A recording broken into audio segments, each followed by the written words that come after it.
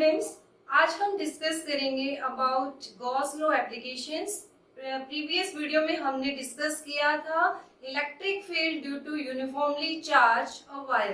एक वायर जो चार्ज थी उसका इलेक्ट्रिक फील्ड हमने निकाला था। आज हम डिस्कस करेंगे electric field due to uniformly charge infinite plane sheet. So let's start our topic electric field due to uniformly charged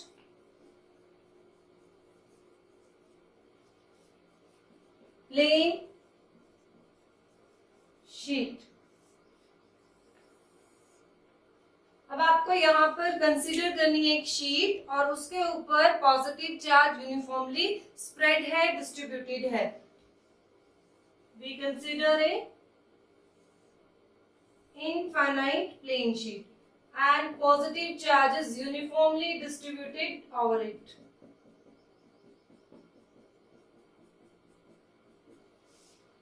ठीक है, अब मुझे बताइए अगर हमें P पॉइंट पर इलेक्ट्रिक फील्ड निकालना है तो यहाँ पर इस शीट की वजह से इलेक्ट्रिक फील्ड लाइंस कहाँ होंगी?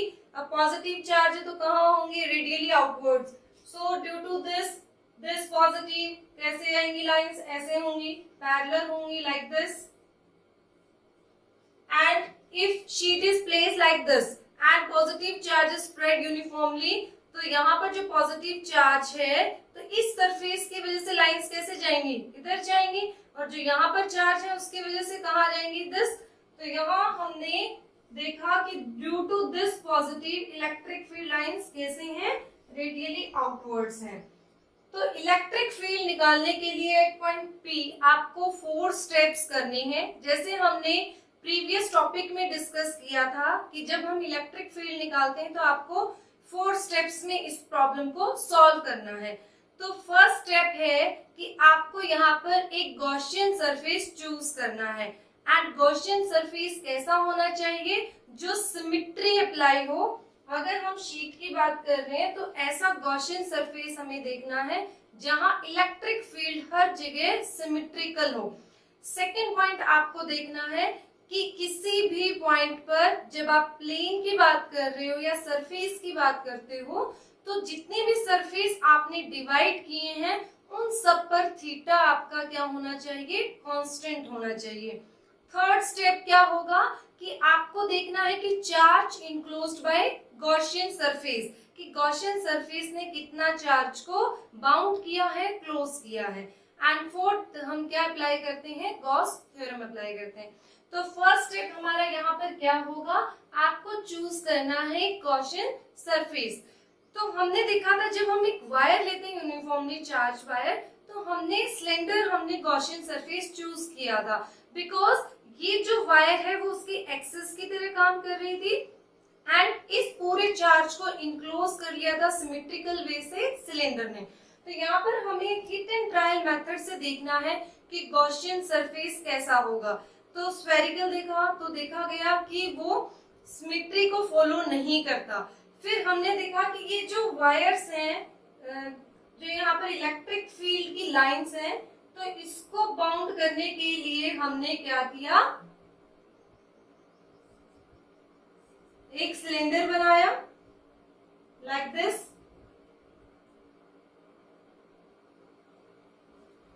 ठीक है, इसको ऐसे ही पीछे एक्सटेंड करते गए और यहां भी हमने एक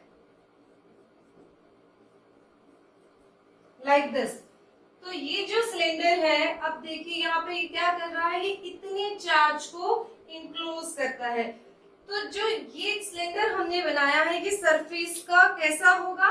like this is plane sheet. या आपने प्लेन शीट ली, पॉजिटिव चार्ज यूनिफॉर्मली स्प्रेड है एंड ये सिलेंडर इसको पंच करते हुए ऐसे बाहर की तरफ होगा। ठीक है, और आप कैसे समझ सकते हैं? ये शीट है और ये जो सिलेंडर हमने रखा ऐसे इसको पंच करते हुए जा रहा है और आपने देखा कि जितना यहाँ पर इलेक्ट्रिक फील्ड हुआ eight this point and this point, दोनों जगह इलेक्ट्रिक फील्ड की वैल्यू कैसी होगी? सेम होगी। सेम चार्ज इस एरिया ऑफ क्रॉस सेक्शन ने यहाँ पर इनक्लोज किया है। तो यहाँ पे हमने देखा कि गॉसियन सरफेस कैसा बना है, सिलेंडर बना। ठीक है, सो फर्स्ट स्टेप आपका क्या है, choose a Gaussian surface S such that E should be symmetrical। Electric field कैसा होना चाहिए आपका, सिमेट्री को फॉलो करना चाहिए। सेकेंड थिंग आप यहाँ पर देखिए, इनफाइनाइट शीट हमने कंसीडर की है, तो हमें नहीं पता इनफाइनाइट शीट पर कितना चार्ज होगा, but we can define here surface charge density, because जो प्लेन शीट है वो 2 डायमेंशनल होगी, तो हम वहां पर क्या डिफाइन करेंगे, सिग्मा। तो सिग्मा आपको पता है क्या होता है, sigma is surface charge density and it is equal to Q upon A, charge per unit area. अगर आपको पता है कि 1 मीटर स्क्वायर में इतना चार्ज है, तो जितनी लंबी शीट होगी उसका एरिया से हम क्या कर देंगे, मल्टीप्लाई कर देंगे to calculate total charge on the sheet. तो आपको गिवन यहाँ पर क्या है कि सिग्मा गिवन है, surface charge per unit area. Okay, so first step clear. हमने गॉसियन सरफेस कैसा लिया, एक सिलेंडर लिया जो शीट को पंच करते हुए जा रहा है, और यहाँ पर हम देखते हैं कि इलेक्ट्रिक फील्ड की जो डायरेक्शन है दैट इज कहाँ पे है, बाहर की तरफ, radially outwards. Here electric field क्या होगा, बाहर की तरफ। तो जितना इलेक्ट्रिक फील्ड इस P पॉइंट पर होगा उतना ही इलेक्ट्रिक फील्ड कहाँ होगा, P डैश पॉइंट पर होगा। अब देखिए सिलेंडर में कितने सरफेस की हम बात करते हैं, 3 सरफेस की बात करते हैं। तो हमने ये जो बात लिखी है यहाँ पर, इलेक्ट्रिक फील्ड सिमेट्रिकल होना चाहिए। सेकेंड थिंग क्या होना चाहिए, E एंड थीटा दोनों कांस्टेंट होने चाहिए, तभी आपका जो गॉसियन सरफेस है ये कैसा चूज किया हमने, सिमेट्रिकल चूज किया है। For that calculate E and n cap theta. Theta आपको कैलकुलेट करना है कि सरफेस में और इलेक्ट्रिक फील्ड में कितना एंगल होगा। सो calculate, this is surface first S1, this surface is S2 and this surface is S3। हमने सिलेंडर को डिवाइड कर दिया 3 सरफेसेस में। Cylinder has 3 surfaces, S1, S2 and S3. S1 and S3, these are flat surfaces. S1 and S3 are flat circular surfaces, and where S2 is curved surface. Now calculate E and n cap direction. Here at this S1 point, अब S1 surface पे E की direction कहाँ है, this one, n cap भी कहाँ होगा, radially normal outwards. E की direction कहाँ है, रेडियली आउटवर्ड्स है। n cap की डायरेक्शन कहाँ है, नॉर्मल है, बाहर की तरफ है। तो यहाँ एंगल बताइए कितना हुआ, theta is equal to 0 degree. तो चाहे हम इस पॉइंट पे कैलकुलेट करें, इस पॉइंट पर कहीं भी अगर इस सरफेस पे हम कैलकुलेट करते हैं E and n cap theta, that remain same. किसी भी पॉइंट पे अगर आप देखते हैं तो E में और n कैप में एंगल कितना आएगा, 0 डिग्री आएगा। तो ये हमने बात की S1 सरफेस की। नाउ फॉर S2, ये जो कर्व्ड सरफेस है दिस वन, यहाँ पर E की डायरेक्शन कहाँ है, this one, this is direction for E, ठीक है। Okay, and for n cap देखिए सरफेस, कर्व्ड सरफेस ऐसा है। ओके, तो इसका n कैप कहाँ होगा, ऊपर की तरफ। So here this is the direction for n cap. तो यहाँ एंगल कितना हुआ, 90 degree. For S2 surface angle is 90 degree. अब यहाँ पर कर्व्ड सरफेस पे कहीं भी आप अगर एंगल की बात करते हैं between E and n cap, that is 90 degree. Similarly for this one,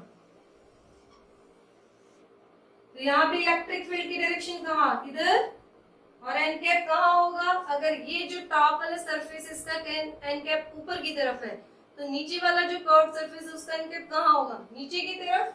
this is the direction for n cap. तो यहाँ भी एंगल कितना हुआ, 90 डिग्री। अब आइए S3 की बात करते हैं हम।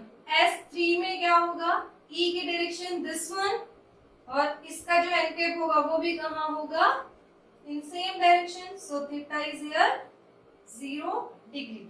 तो similarly we can check for every point here, कहीं भी पॉइंट अगर लाई करता है at surface S3, then angle between E and n cap is 0 degree. यहाँ पे हमने सिलेंडर को 3 सरफेस में डिवाइड किया, then we check value of E, electric field वहां पर कितना होगा, एन कैप का क्या डायरेक्शन होगा, then we calculate theta for 3 surfaces. So from here we can conclude that for S1 and S3 जो डायरेक्शन है for flat circular surfaces, angle कितना बना, 0 degree E and n cap का, and for curved surface कितना angle हुआ, 90 degree हुआ। Further आपको क्या करना है, सेकेंड स्टेप पे जाना है।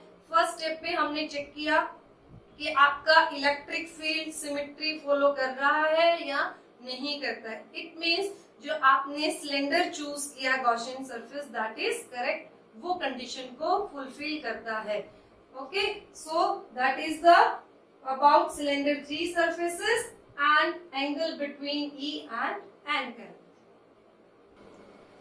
Now we are solving step second. Step second पे आपको करना है E and DS, आपको अलग अलग सरफेसेस के लिए कैलकुलेट करना है, देन आप सबको ऐड कर दीजिए, that give you total flux through this surface, total flux through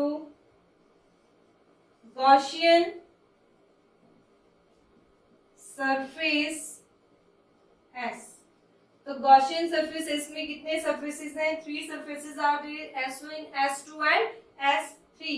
So first E ds1 cos theta plus E ds2 cos theta, that is for surface second, and for third surface E ds3 cos theta। अब देखिए ds1 first के लिए E and n cap में angle कितना, 0 degree. So put कर दीजिए यहाँ पर E ds1 cos 0 degree plus यहाँ पर आएगा E ds2 cos 90 degree and through third surface E ds3 cos 0 degree. अब देखिए cos 0 1, here cos 90 0, here cos 0 1। तो it means through curve surface flux नहीं होगा, विद जो आपका S2 सरफेस है that do not contribute in net flux, only net passes through S1 and S3 surfaces. S2 curve surface से कोई भी flux में कंट्रीब्यूशन नहीं आएगा, सो दिस पार्ट बिकम 0।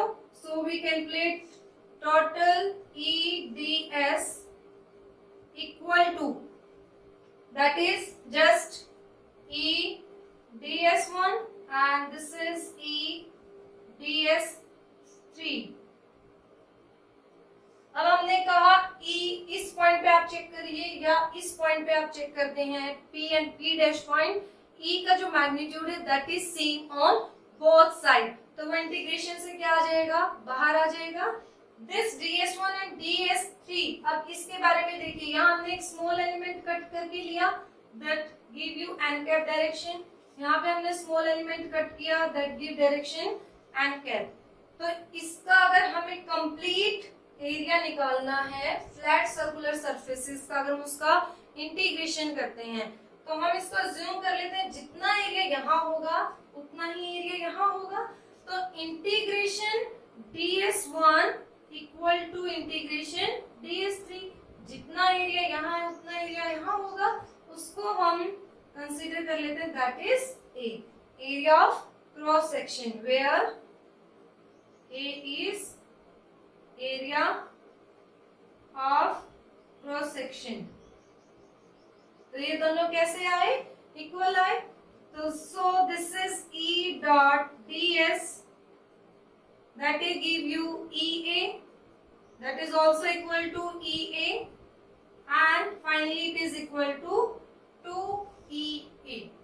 ठीक है, जितना एरिया यहाँ होगा cross sectional area same as that of that S3, S1 and S3 को हमने इक्वल मान लिया है A के, कि A एरिया यहाँ है, A एरिया यहाँ है। बीच का जो आपका सरफेस एरिया वो हम इंक्लूड नहीं करेंगे because here angle is 90 degree between electric field and area vector.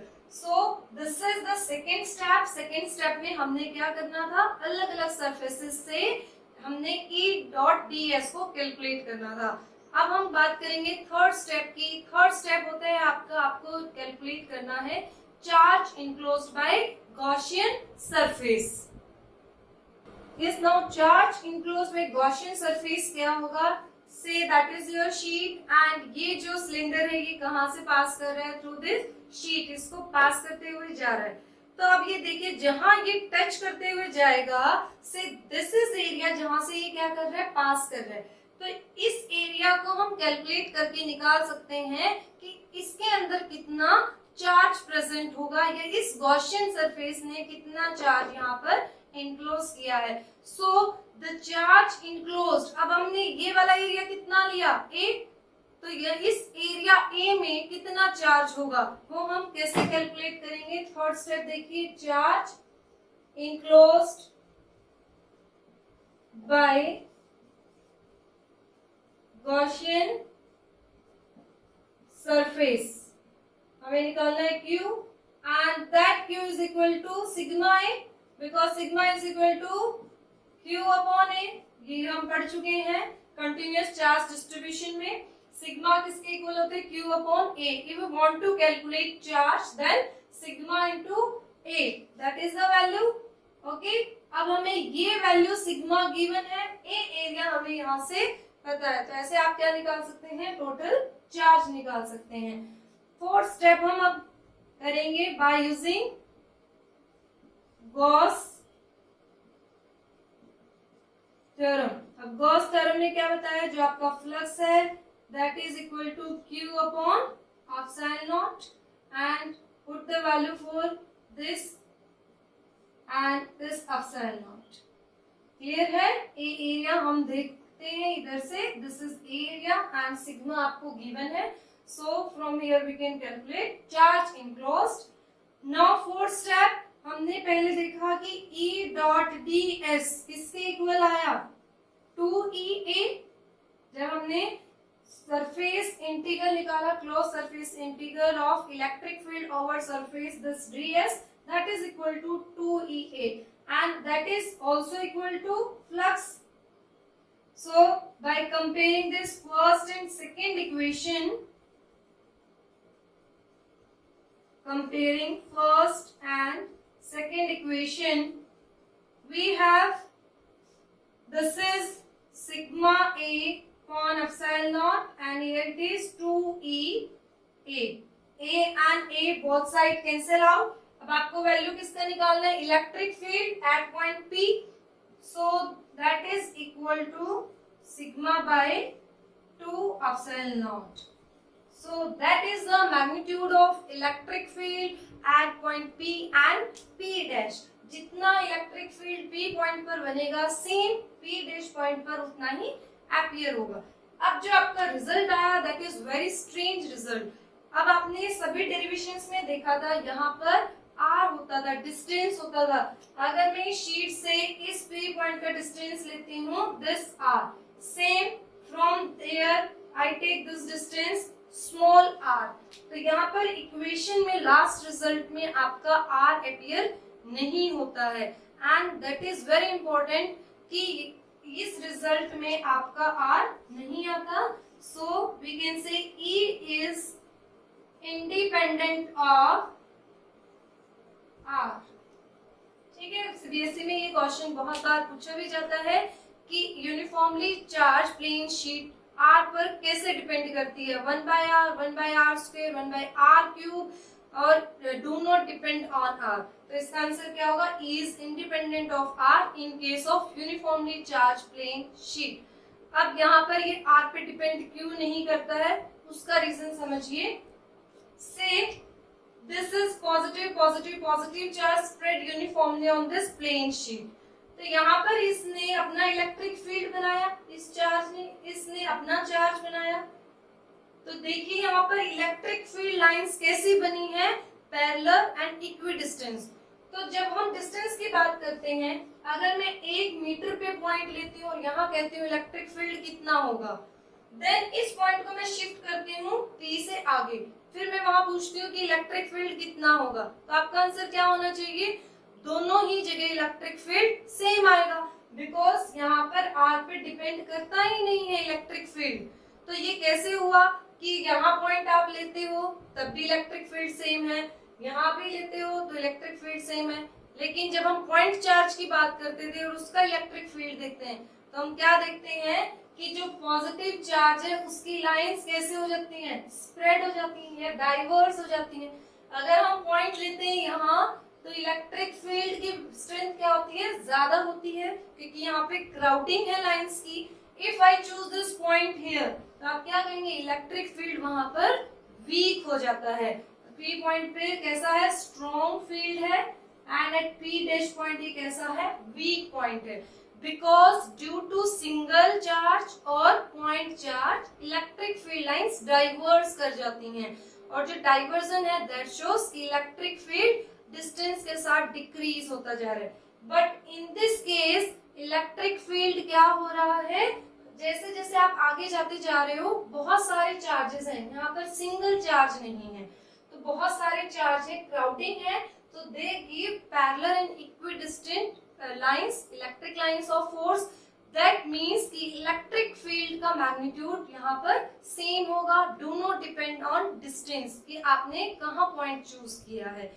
But ये जो लिमिटेशन है इसमें ये है कि हमने इनफाइनाइट प्लेन शीट ली है।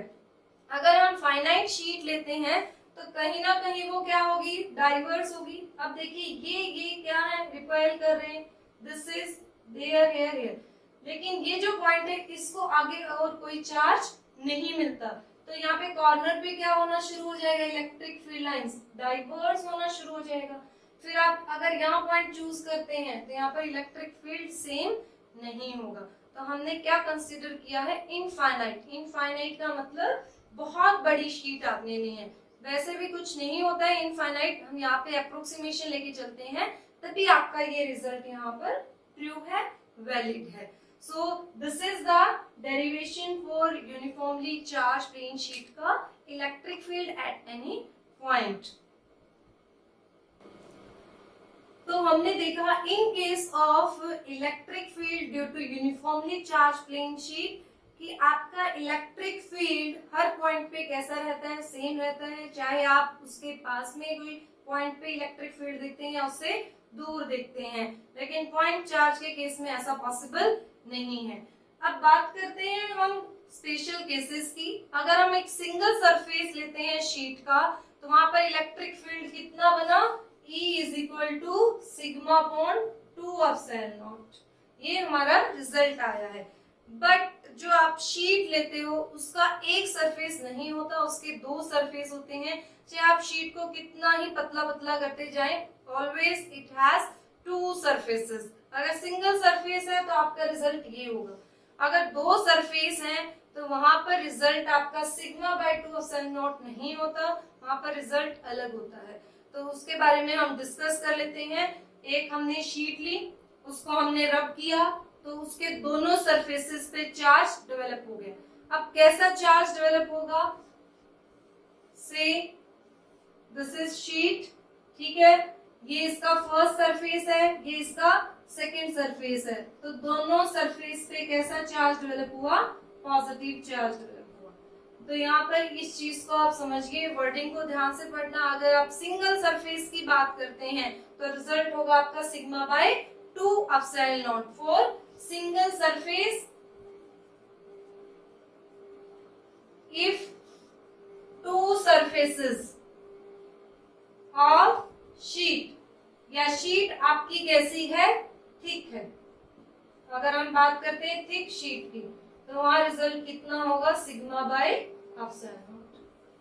चलिए हम इसको प्रूफ करते हैं कि when we take two surfaces then what would be the electric field there. So this is the two surfaces and both have similar charges। पहले हम डिस्कस करेंगे for similar charged plates। ठीक है, आपने दो प्लेट ली, दोनों प्लेट्स के ऊपर सेम चार्ज है, positive positive charge. Now some distance between them, that is say r। Now we have three surfaces here। आपके पास तीन यहाँ पर, sorry two surfaces but three regions are here। First region होगा यहाँ पर इसके लेफ्ट में, second region between the two plates and third region is here right side of this plate। अब यहाँ पर ये जो चार्ज है, ये जो चार्ज डेंसिटी है यहाँ पर सेम भी हो सकती है और नहीं भी हो सकती है, तो हम इसको कंसिडर करेंगे that is sigma 1 and that is sigma 2। दोनों के ऊपर सरफेस चार्ज डेंसिटी अलग अलग है। And the direction of unit vector is from this plate to this plate. ये हमने एन कैप की डायरेक्शन यहाँ पर मेंशन की है, फर्स्ट से सेकेंड, ये हमने बाय कन्वेंशन यहाँ पर लिया है। अब आपको इलेक्ट्रिक फील्ड कैलकुलेट करना in first region, in second region and in third region. आपको तीनों रीजन में देखना है इलेक्ट्रिक फील्ड की वैल्यू क्या होगी। चलिए बात करते हैं हम फर्स्ट रीजन की। अब due to this plate electric field कहाँ होगा, बाहर की तरफ होगा, दैट इज E1। अब इसकी वजह से बताइए कहाँ होगा, due to this plate electric field is also in this direction, radially outwards होगा because positive charge is here। Now this the direction of E1 and E2, दोनों की डायरेक्शन क्या है, सेम है। आपने देखा है कि electric field is a vector quantity, if direction are same then we add this E1 and E2। so net electric field, पहले हम E1 की बात कर लेते हैं। E1 अब एक सिंगल शीट की वजह से कितना इलेक्ट्रिक फील्ड बनता है, yes sigma bye 2 epsilon naught. And direction कहाँ है इसकी, देखिए हमने एन कैप की डायरेक्शन ये मेंशन की है और ई की डायरेक्शन क्या आई है, अपोजिट आई है, तो हम इसको किससे मेंशन करेंगे, माइनस से। एंड E2 देखिए that is also minus, so sorry this is sigma 1 and this is sigma 2 epsilon naught n cap. और ये हम बात कर रहे हैं किस पॉइंट पे, electric field eight point P। So net electric field is equal to E1 plus E2। So that is come out 1 by 2 epsilon naught minus आप कॉमन ले लीजिए, sigma 1 plus sigma 2 and cap। So that is the net electric field at point P। 1 by minus 1 by 2 epsilon naught sigma 1 plus sigma 2 and cap। अब मैं यहाँ पर एक special case ले लेती हूँ कि अगर दोनों प्लेट्स के ऊपर सरफेस चार्ज डेंसिटी सेम है तो यहाँ इलेक्ट्रिक फील्ड की वैल्यू कितनी होगी। So if sigma 1 equal to sigma 2 equal to, say मैंने इसको सिग्मा कह दिया कि दोनों के ऊपर कितना है, सरफेस चार्ज डेंसिटी सिग्मा है। सो नाउ इलेक्ट्रिक फील्ड यहाँ पे पुट करिए, this is sigma, this is sigma 2, this 2 and 2 cancel out, so result क्या आएगा आपका, minus sigma by epsilon naught n cap. Clear. अगर हम दोनों को इक्वल पुट कर देते हैं say sigma, then result at this point P is minus 1 by 2 epsilon not this one. अब हम बात करेंगे एट पॉइंट Q कितना इलेक्ट्रिक फील्ड होगा inside the plate, inside the plates और in region second electric field value. अब देखिए फिर से हम डायरेक्शन चेक करेंगे। Due to this plate electric field is here E1 direction यहाँ होगी, and due to this plate कहाँ होगी, इधर होगी E2। सो E1 डायरेक्शन देखिए, E1 in the direction of n cap, तो कैसा होगा positive sigma 1 by 2 epsilon naught n cap. And E2 is opposite to n cap direction, so by convention we take it negative. Net electric field E1 plus E2, again 1 by 2 epsilon naught is common, n cap is common, and here sigma 1 minus sigma 2. So that is the net electric field value inside the plates. Now again assume if sigma 1 and sigma 2 both are equal, and that is equal to sigma, then put the value here. Now we have electric field is equal to, this is sigma cancel out, now electric field is 0. अब देखिए electric field क्या आया है, 0 आया है। अगर हम same sigma हम यहाँ पे लेते हैं, प्लस सिग्मा यहाँ है, प्लस सिग्मा यहाँ है, तो इनसाइड द प्लेट्स कोई भी इलेक्ट्रिक फील्ड लाई नहीं करेगा। सिमिलरली हम बात करते हैं रीजन थर्ड के लिए। रीजन थर्ड में आप देखिए that is the direction due to this plate, that is E1, due to this again radially outward E2। अब देखिए दोनों इलेक्ट्रिक फील्ड किसकी डायरेक्शन में है, एंड कैप की डायरेक्शन में है, तो दोनों हम कैसे लेंगे, पॉजिटिव लेंगे। This is positive, this is also positive. Again net electric field eight point R point पर कितना इलेक्ट्रिक फील्ड होगा, दोनों को ऐड कर दीजिए। दोनों का आप ऐड करेंगे तो रिजल्ट आएगा 1 by 2 epsilon not sigma 1 plus sigma 2 and cap।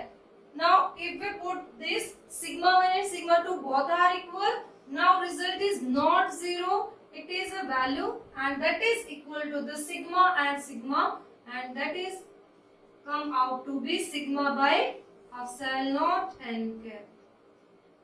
अब देखिए यहाँ पर जब हम सिग्मा को इक्वल पुट कर रहे हैं, both plates are uniformly charge with surface charge density plus sigma. अगर दोनों प्लेट्स के पास प्लस सिग्मा है तो क्या होगा, यहाँ भी इलेक्ट्रिक फील्ड होगा, यहाँ भी इलेक्ट्रिक फील्ड होगा, लेकिन in between the plates electric field 0 होगा।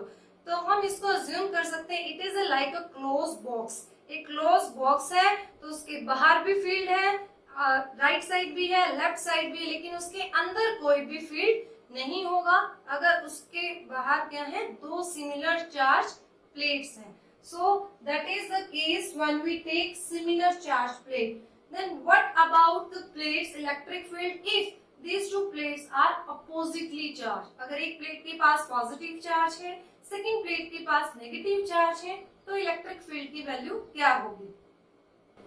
Now we take opposite charge plates. For opposite charge plates,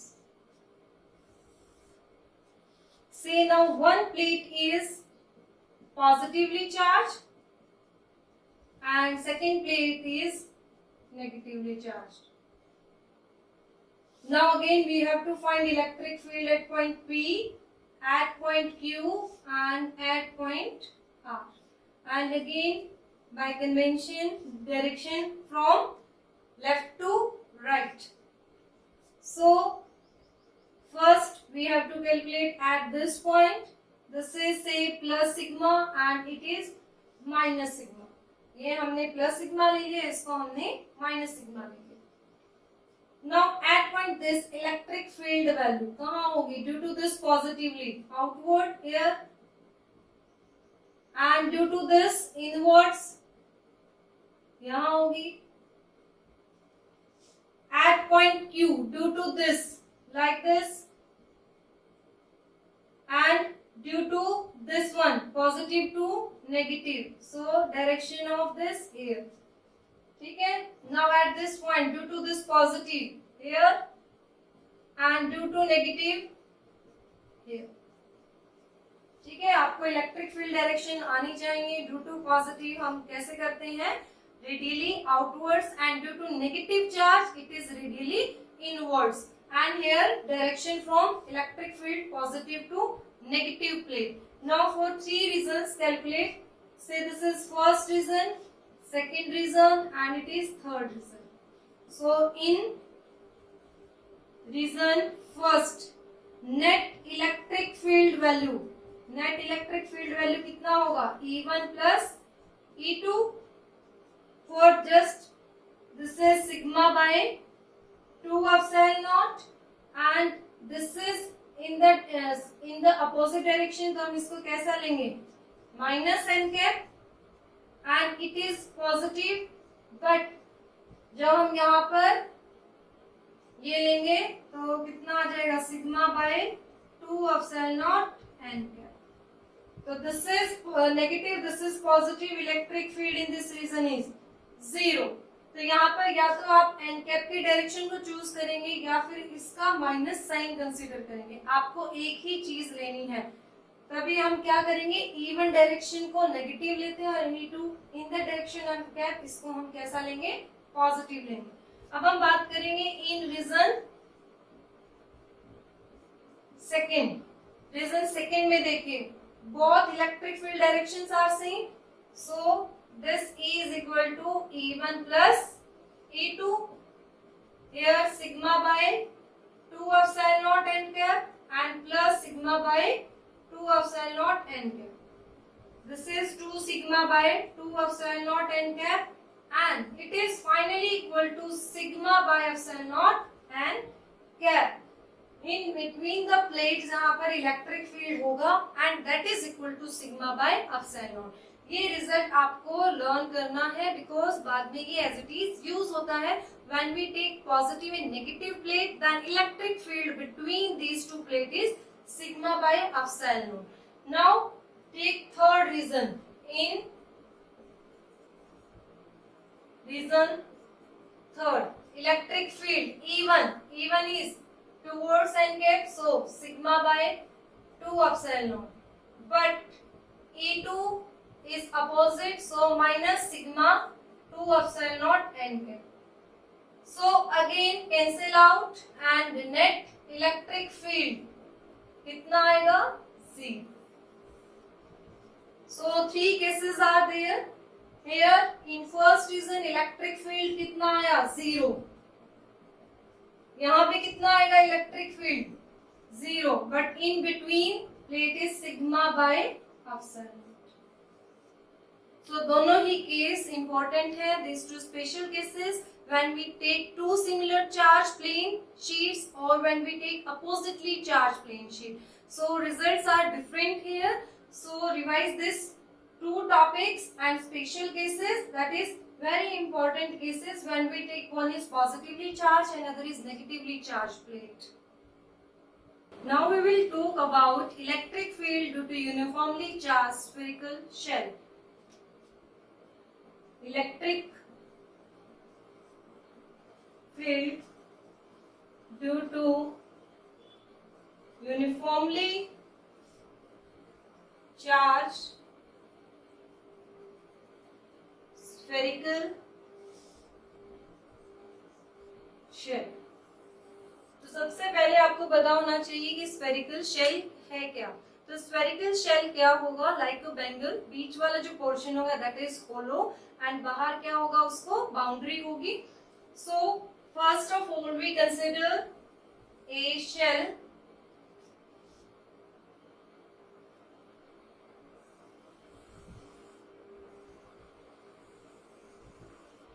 and radius is capital R. Consider a spherical shell of radius capital R with uniform charge density sigma, और इसके पास कितनी uniform charge density है plus sigma इसके ऊपर charge है पर unit area. अब first thing आपको क्या करनी है, फर्स्ट स्टेप होता है हमारे पास कि हमें चूज करना है गॉसियन सरफेस। तो यहाँ पे शेप कैसी है, स्फीयर है, ठीक है। तो इसके चार्ज को इंक्लोज करने के लिए हमें गॉसियन सरफेस भी कैसा लेना पड़ेगा। अब हम सिलेंडर नहीं लेंगे, अब हमें कैसा सरफेस चूज करना पड़ेगा जो इसको क्या करे, सिमेट्री हो, जो यहाँ पर इलेक्ट्रिक फील्ड प्रोड्यूस होगा उसको वो इंक्लोज करे। तो अगर यहाँ पर कितना चार्ज है, plus plus plus whole side, तो इलेक्ट्रिक फील्ड अगर हम इस पॉइंट पे देखते हैं तो कहाँ होगा, आउटवर्ड होगा।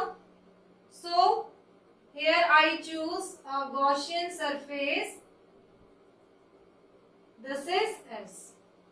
So choose a Gaussian surface, a sphere of radius small r, और यहाँ पे इस गॉसियन सरफेस का रेडियस कितना होगा, small r, and that is capital R. So this is the S. Now we have to calculate E dot ds. हमें symmetry देखनी है इलेक्ट्रिक फील्ड एंड थीटा कि E और थीटा जो एंगल होगा एंड कैप एंड E में वो कितना होगा। अगर वो हर जगह कैसा है, सेम है, तो हम क्या कहेंगे, ये गॉसियन सरफेस यहाँ पर फिट होता है। तो इलेक्ट्रिक फील्ड की डायरेक्शन कहाँ होगी, आउटवर्ड, हियर आल्सो आउटवर्ड। तो हर जगह अगर हम चेक करते हैं तो सेम डिस्टेंस होगा यहाँ पर इलेक्ट्रिक फील्ड का। अगर हम इस पॉइंट पे चेक करते हैं eight this point, because distance is same. Second thing, if I cut A element ds here, और इस ds का एरिया वेक्टर भी कहाँ होगा, इन द सेम डायरेक्शन। कहीं भी आप कट करके देख लीजिए surface element E and N cap के बीच में कितना एंगल होगा, 0 डिग्री, दैट शोज सिमेट्री। तो हमें ऐसा ही गॉसियन सरफेस चूज करना होता है जहां पर हम इलेक्ट्रिक फील्ड की सिमेट्री शो कर पाए, और वहां पर थीटा एंगल हर जगह कैसा हो, कांस्टेंट हो। So here angle between E and N cap is 0 degree, and direction of electric field is radially outwards. तो ये जो स्फेरिकल सरफेस है ये पूरा स्फेरिकल शेल के चार्ज को इनक्लोज करता है। तो अब हमें निकालना है कि कितना चार्ज इनक्लोज किया, charge enclosed by Gaussian surface.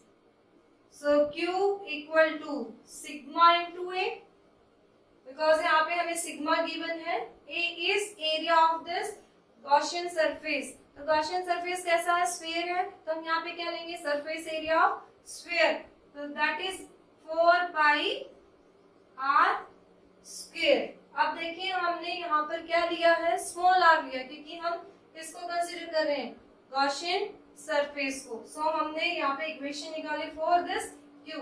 अब आपको निकालना है total flux through Gaussian surface क्या होगा। So flux through Gaussian surface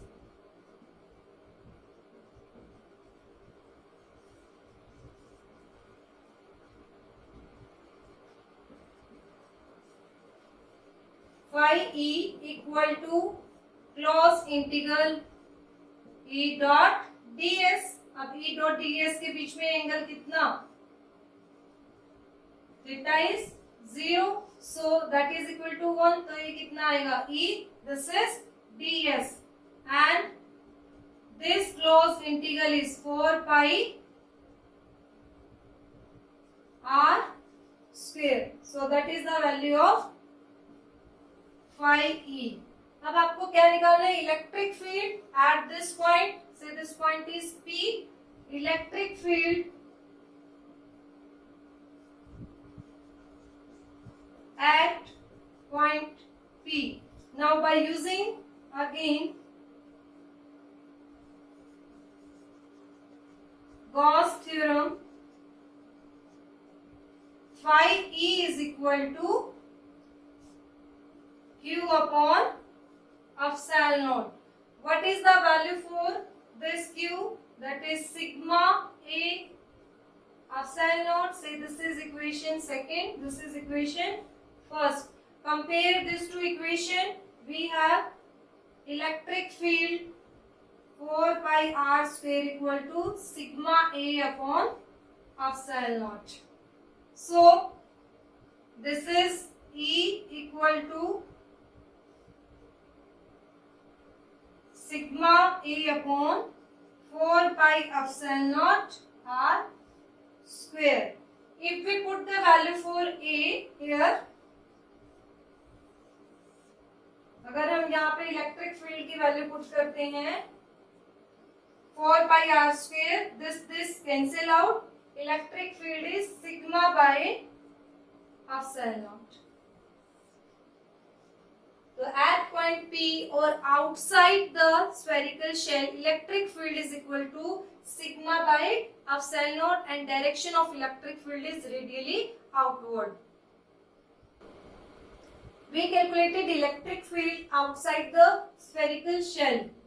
Outside the spherical shell.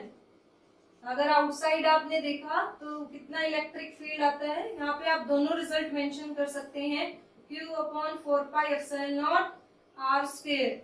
ये रिजल्ट भी आप कर सकते हैं. When we put the value for this Q, charge की वैल्यू पुट करते हैं तो आपका आंसर आता है sigma by epsilon naught.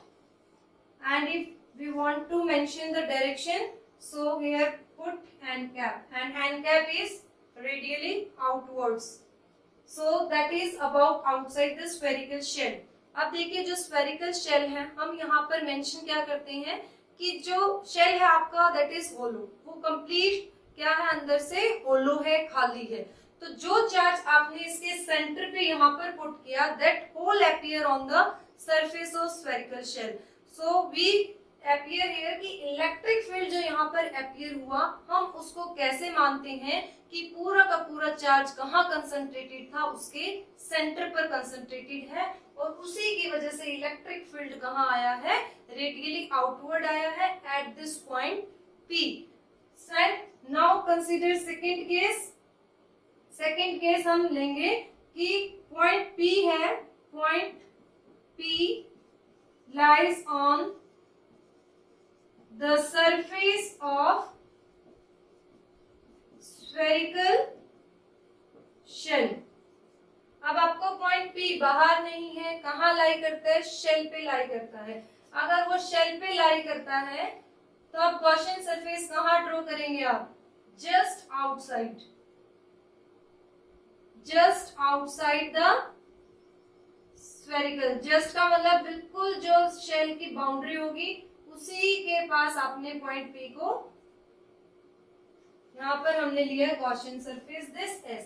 Now radius again for Gaussian surface is small r. Same आप तरीके से डेरिवेशन करेंगे. नाउ इलेक्ट्रिक फील्ड कितना आएगा, सो इलेक्ट्रिक फील्ड कितना आएगा, Q upon 4 pi epsilon not this r square. ये आपका केस आया था जब हमने पॉइंट लिया आउटसाइड द स्फेरिकल शेल. अगर हम ऑन द बाउंड्री कंसीडर करते हैं तो यहाँ पर एक चेंज आएगा. क्या चेंज आएगा कि this capital R radius of spherical shell and Gaussian surface का जो रेडियस है वो दोनों कैसे हैं, इक्वल हैं. अगर वो दोनों इक्वल हैं तो result would be Q upon 4 pi epsilon naught r square. बाकी डेरिवेशन आपकी सेम होगी, सिर्फ एक छोटा सा चेंज आएगा. वो चेंज क्या आएगा, here both radius are equal, so we put this r is equal to this r, and this is the same radius of spherical shell. So this is about the when P point lies on the boundary of spherical shell. Now we discuss third case. Third case क्या हो सकता है कि आपका जो P point है that lie inside the spherical shell, तो क्या होगा. Yes, now third case when point P lies inside the spherical shell. Now again consider spherical shell of radius r. अब P पॉइंट शेल के अंदर है तो Gaussian surface कहाँ draw होगा, उसके अंदर होगा, बिकॉज जहां हम पॉइंट लेते हैं वहीं पर हम क्या करते हैं, गॉसियन सरफेस को ड्रॉ करते हैं. तो गॉसियन सरफेस आप डॉटेड लाइन से डिनोट करेंगे, that is Gaussian surface. And Gaussian surface का रेडियस कितना लिया हमने, स्मॉल r लिया. So Gaussian, consider Gaussian surface of radius this r. अब मुझे बताइए क्या गॉसियन सरफेस ने यहाँ पर कोई चार्ज इंक्लोज किया है. अब आपको पहले ही बताया है कि जो चार्ज आपका सेंटर पे है that appear on the surface, सारा चार्ज कहाँ चला जाता है, सरफेस पे चला जाता है.